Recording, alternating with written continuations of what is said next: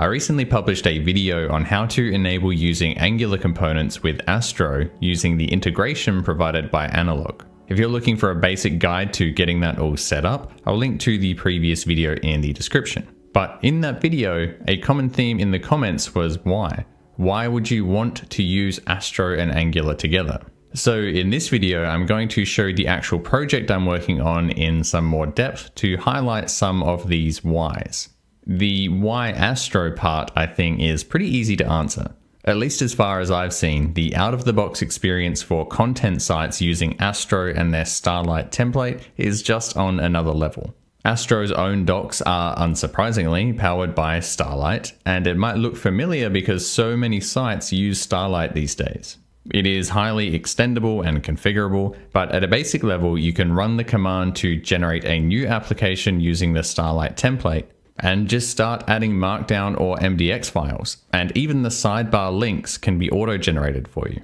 Here's a look at a rough proof of concept I've built for my sites. Since I'm porting all of my content and core sites from SvelteKit to Astro, I needed to verify that it would actually be possible and better for me to even use Astro in the first place. What I have now is very bare bones, but it has all the key parts of the infrastructure in place. And by the way, although my work on porting my sites to Astro is still underway, my Angular course is already live and running and has been recently updated for Angular 19.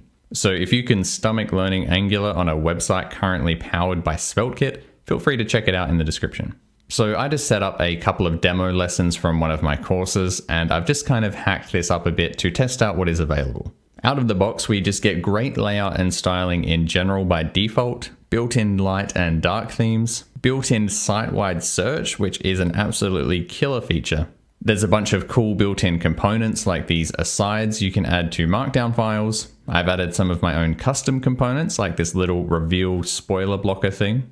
And I've even lifted some of the components the Astro docs use that aren't available by default, like this cool little quiz component. This is just a small sample of the stuff that is available out of the box with Astro. I'm not going to get into it in this video, but it's also super easy to extend the default content format with your own custom collections, which will give you auto-generated types for your front matter.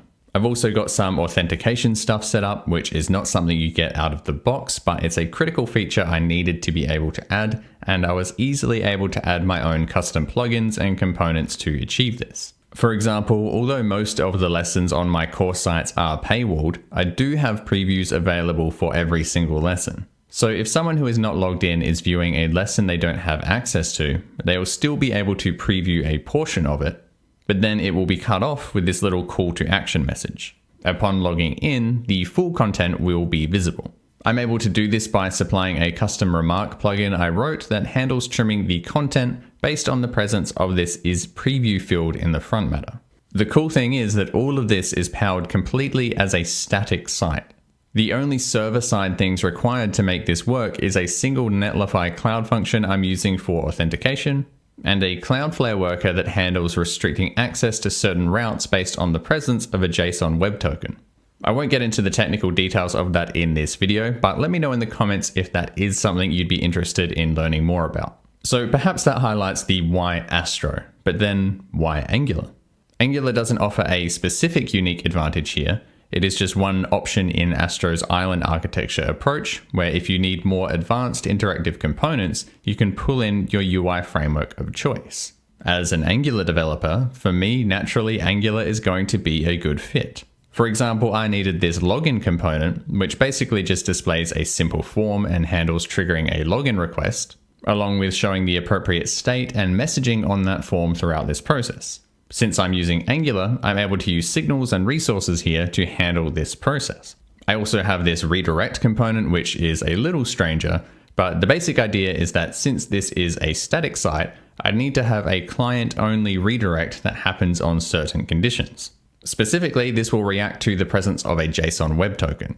So I've got this auth guard set up that will be triggered when this component is displayed, and if necessary, it will trigger a redirect to the appropriate route, and I just embed that component in the area that I want to trigger this redirect. In this case, I'm just providing a custom implementation of Astro's default Markdown content component, which is a great example of Starlight's extendability.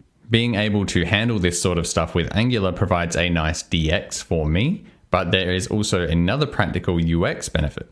And that is that I can now directly embed Angular components inside of content files. So in these lessons where I'm teaching various things about Angular, I can just drop in any example Angular component I like this, and it will be displayed in the post or lesson. As you can see, this Angular component is fully hydrated and interactive. It is of course just a stock standard counter example component in this case, but I could embed any Angular component I like here. Chao Tran uses this to great effect in the documentation site he built with Astro, Angular and Analog, where he embeds Angular component examples that render 3D scenes powered by his Angular 3 library. I can also use this same concept not just to embed examples, but I can also build various widgets with Angular that can be directly embedded in lessons or blog posts to help explain or demonstrate some concept. So hopefully that demonstrates why I find the idea of using Astro and Angular together via Analog so compelling. If you have any questions, feel free to drop them in the comments. And if you found this video useful, a like or subscribe before you go would be greatly appreciated. Thanks for watching, and I hope to see you again next time.